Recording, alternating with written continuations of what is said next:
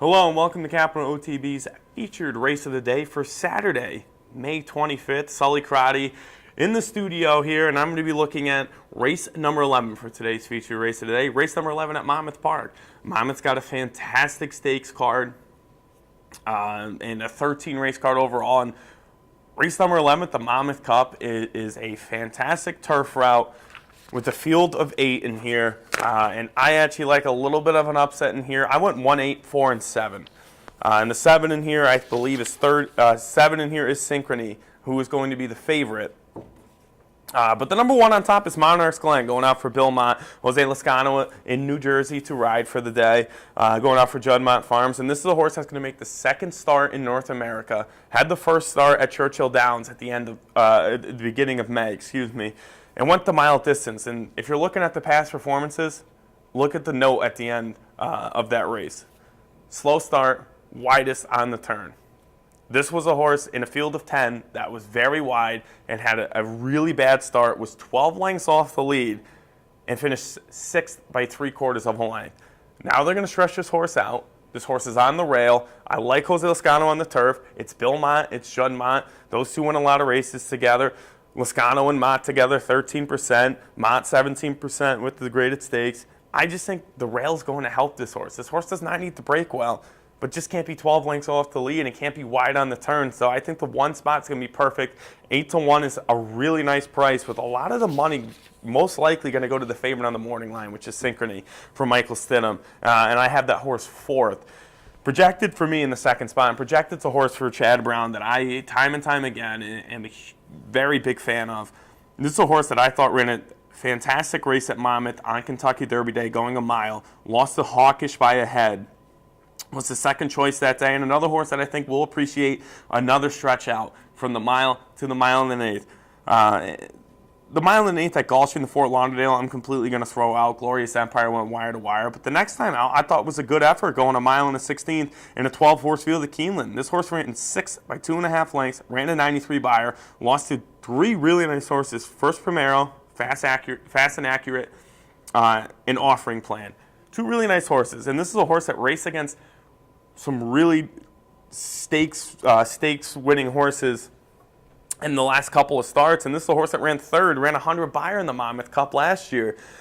And then went to Saratoga, went to Belmont, ran in the Forbidden Apple, lost to Voodoo Song, who won the 4-star day by a length.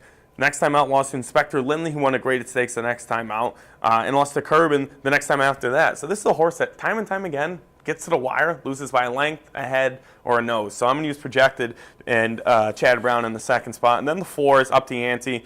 Most likely the controlling speed in here. If there's no pace to close into, projected and Rajiv Murat going out for Christophe Clement could run away from this bunch. And a horse that beat Raging Bull and then got caught by Raging Bull in the Saranac the next time out, I think second off that layoff from September, this one will be much more improved. Clement, 40% second off of that type of layoff. So up the ante, the speed horse in the 3rd spot. The race of the day, race 11 at Monmouth Park, Saturday afternoon, the Monmouth Cup, 1, 8, 4, and 7.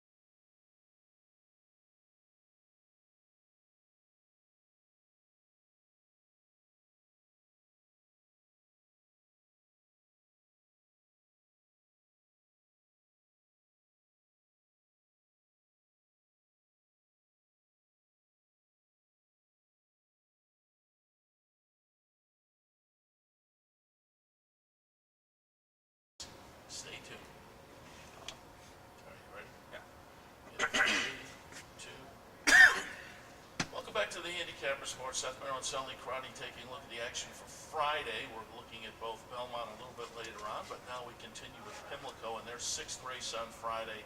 A claiming event, conditional claiming event. This one going 6 furlongs. 7, 1, 5, and 2. The number 7 is Cobb. 2-1 on the morning line, and the horse, the last 3 starts has looked great. The only question mark is this horse is 0 for 8, but again, ran at the claiming 8 level, now going to the 5 tag. Didn't think it was a bad effort last time, and should be the speed in this sprint race. The number 1 is Free to Trump. A horse that should be sitting in a stalking role will be running at the poundage again for the second time in a row, and a winner at this level last time out. So much better price, but a horse that should be sitting off the pace in a race that doesn't have a lot of speed, and honestly had a perfect trip, just got to the lead, no one else went, and walked home going that mile distance. But like horses cutting back from going route distances, especially in the sprint race, should be, again, sitting in a stalking roll with a nice closing kick. And then the number 5 is To the Hilt. Excuse me. A horse that does have some early speed as well. Didn't think got a great trip last time out, but 2 back. I think a repeat of that effort at that 10-1 price on a messy surface at Laurel. This one could be right in the thick of things at 10-1. And the 6 at Pimlico, 7, 1, 5, and 2. Race number 7 at Pimlico. It's a starter optional claiming event. Trip 3/4 of a mile. 1, 2, 6, and 5. The number 1 on top is Allison K. This is just a horse, again, a lot of speed in this sprint race, obviously, because it's sprint, but Allison K is a horse that should be sitting the ideal trip in here and just let the speed go, and we know this horse can make up ground. We've seen it the last 4 starts in a row, a winner of 3 of the last 4 last time out. Really didn't get up to the wire in time, went a little bit quicker, I thought going 6.5, so we'll use the 6-1 price and Sheldon Russell on top. The number 2 is Cover Photo, Trevor McCarthy, Mike Trombetta teaming up. Broke the maiden at Laurel on the messy surface, faced winners for the first time. Facing winners for the first time. So again, at this level, going to run at this level again. This is, I think, the horse to beat, and you're getting a fair price at 2.5-1. And then the number 6 is Mrs. Cruz. Mrs. Cruz should be towards the front here. Ran a little bit better optional claiming level in New York. Didn't think it was a bad third place effort that day. Lost to Figure It Out, who then again at that level. Won again at that level in New York after finishing second 2 starts back. So dropped for the claiming 40, went off as an even money favorite for Michelle Nevin, but I think they're just trying to collect purse money here, and this is a good spot for 4-1 for a New York shipper. In the 7th at Pimlico, 1, 2, 6, and 5. In race number 8 at Pimlico on Friday, we have another waiver maiden claiming event. This time they're on the turf at 5 furlongs. 2, 8, 6, and 4. Time flies by on top. Going to be tough to beat the closing speed horse from Michael Stidham, especially if this horse can revert back to the last 4 or 5 starts at the fairgrounds. Horse has not broke the maiden, obviously for being in this maiden claimer, but has been very, very close. 2 back going a mile distance at the fairgrounds. The horse almost went wire to wire. Lost by half a length at a 3-1 price. Before that, came in second by 3 lengths. Lost by a head earlier on in the career. So I think this horse cutting back could definitely get it done here. Face a little bit better at the fairgrounds in New Orleans. So I like the Stidham runner. And Michael Stidham's numbers going from maiden specialty to maiden claiming are fantastic. 32%. Turf sprints are at 20%, and going from route to sprint. 20% as well. So definitely the horse to beat in here at 7-5. The number 8 horse in the 2nd spot. It's a first-time starter, Love Me Thrice. Ronnie Jenkins sending this one out. First-time starters, 15%. Another horse that, a lot like these first-time starters we have seen, really nice works at Laurel. So let's see if that horse can bring it over to Pimlico. Nice bowl of workouts, going 4 furlongs out of the gate as well. Is going to need a nice break from the outside stall, and then the number 6 is ready to run. Sheldon Russell should be on the lead here today. Ran in a stakes race still as a maiden. Ran a really nice second as even money favorite in the stakes race at Laurel. So they're going to switch back to the turf course where the horse ran first time out. Did not run bad. Lost by 3.5 lengths in a field of 9. So again, going from the Woodbine synthetic to the turf, I don't think will be an issue, but did its best running on a fascinating track in a stakes race. So we'll use ready to run at that 12-1 price in the speed, and Sheldon Russell in the 3rd spot. In the 8th at Pimlico, 2, 8, 6, 4. And we wrap things up Friday at Pimlico. Race number 9, an allowance event, 6 furlongs on the main. 3, 2, 4, and 1. The number 3 on top. 6 to 1 on the morning line. I'm just going to see if I can wire the field at that 6 to 1 price. The number 2, Heavy and Toledo will be in the irons on a horse that's ran great the last 3 starts. Just has not gotten it down at the allowance level. And then in the third spot, the number 4 at 20 to 1. I'm just going to take a shot. Second time going to face winners here for the first time. Has the bug advantage. It's going to be forwardly placed. But at the 20 to 1 price, I'm going to see if this one can get a piece of the purse money.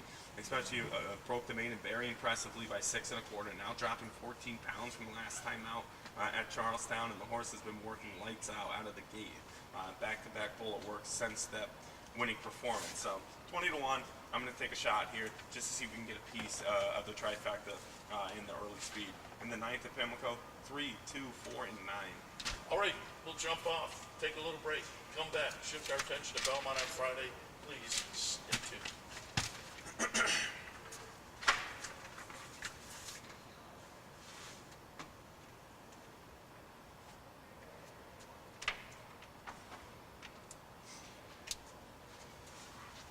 right, Ready? yep. 3, 2. Welcome back to the Handicaps Report for Friday, May 10th. Sully Crotty, Seth Merrill. Seth is going to look at the 9-race card in New York, the opener in New York at Belmont first post. It goes back to that 1:30 post time. This is a claiming race for fillies and mares, 3 and up. We're going 6.5 furlongs on the main track. Hey, but the 1 entry, 4, 5, and 6 at either half of the 1 entry look legitimate to me. Both of them are getting, well, both are getting overall class relief. Taylor's, the boss, ran in similar company last time, but before that had been going against better.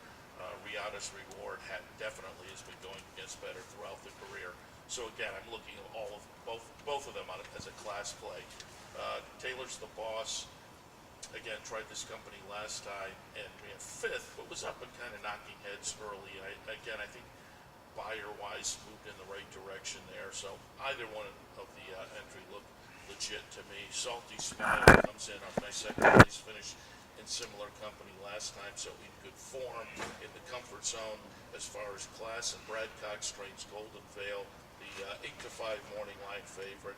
I get it, it's Brad Cox, and again, it's another horse with some pretty good form at this level, but did run 3rd last time, and that was 3rd behind the second place finisher, Salty Smile, who I have just up above. So again, Golden Veil, no surprise. I think it's competitive amongst the top 3 picks, but having finished 3rd last time, not only in similar company, but against one of the horses in the field today, I don't know whether I'm willing to take this horse as a short-priced favorite. But in the opener at Belmont, for me, the 1 entry, 4, 5, and 6. Race number 2 at Belmont Park. This is a maiden claimer for fillies and mares 3 and up. They're going at 6 furlongs. I'll give some dirt picks on these turf races just in case. The weather's been a little dicey, obviously, this spring. Dirt picks would be 7, 5, and 1. Again, on the dirt, 7, 5, and 1. But on the turf, I have it 4, 2, 1, and 3. The number 4, Appreciate. Pretty good try last time, and in what was not the 2019 debut, but I would say kind of the seasonal debut, because it was a layoff from February until April, and it was a return to the turf. And this is maybe more of a turf runner. Hasn't broken the maiden yet, so maybe not proven in that direction, but the vast majority of the money finishes have been on the grass. So again, kind of got the grass season off to a decent start last time, and if you look last year at some numbers that certainly are going to stack up well with this one if we get closer to those with this second start back on the grass this year. Gold Makes Me Smile in the 2nd spot. Another one that, and this one did get off to not just a grass season debut, but a 2019 debut last time with a pretty good effort. That was down at Laurel. Now they come up to New York, but I think this horse will fit in nicely with this group this afternoon, and off of that first start of the year, like the top pick, I think can move forward in this race this afternoon. It's a Shaw thing in the 3rd spot. Plenty of early speed. Only 1 turf start, and that was a dud, but that was the career debut. So I'm attributing that more to it being the first start of the career than necessarily the turf. I think the horse is a little bit better now from the rail. Maybe a catch me if you can type in here. Race number 2 at Belmont. 4, 2, 1, 3. Moving on to the third race at Belmont Park. This is a claiming race for 3-year-olds and up. They're going at 7 furlongs on the main track. 1, 5, 2, and 3. Candy Promises on top. Gets a dose of class relief that I think is going to be very beneficial. This horse raced at this level a little over a year ago. Excuse me, and was a nice winner. Since then has been facing better. Again, number-wise, excuse me, and class-wise, I just think Candy's Promises is logical in here. Javelin in the second spot, buyer numbers moving in the right direction over the last few starts and has been moving up the claiming ladder over the last few. Has been competitive at this level earlier in the career, so again, I think he's set up with this nice improving form over the last few starts. Comes in with a couple of wins and again, makes a step up the claiming ladder, but I think is going to fit. Third spot, the number 2 Indian Guide. Number-wise, maybe a little bit lighter than my top 2, certainly the top pick, but I think fits with this field. And if you're looking, for me, horizontals, I'd probably use all 3. You may be able to, well, you might be able to get away with Candy Promises, but certainly if you wanted to have a little potential value in here, the other 2 I think are worth tossing on the ticket. In the third at Belmont, 1, 5, 2, and 3. Race number 4 at Belmont Park Friday afternoon. This is a claiming race. This is for 3-year-olds and up. They're going 6 furlongs on the turf course. If it should go on the dirt, 9, 3, and 6, but on the turf, 5, 12, 11, and 7. Number 5, Poppy Joe Rocks. Put together a nice season for Joe Sharp down at the fairgrounds. Broke the maiden in career start number 5. Then went up to Keeneland to try to start her allowance there. That was a little salty. I think this is more in the wheelhouse of what we saw this horse facing down at Keeneland. Also cutting back to a distance that maybe is more suitable to this one. The race 2 back at a mile was okay, but the race 3 back, excuse me, at a mile was okay. But 2 back at the 5.5, that was the maiden breaker. So the 6 today, as I say, I think maybe more properly in the wheelhouse.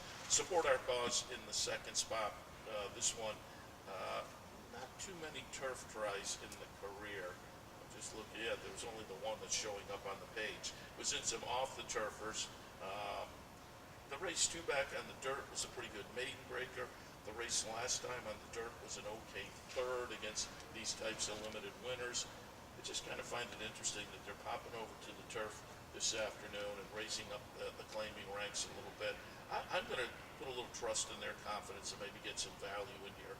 Let me tell you, in the third spot, Jose Ortiz on board, a horse that is moving out of state bred allowance into an open conditional claimer.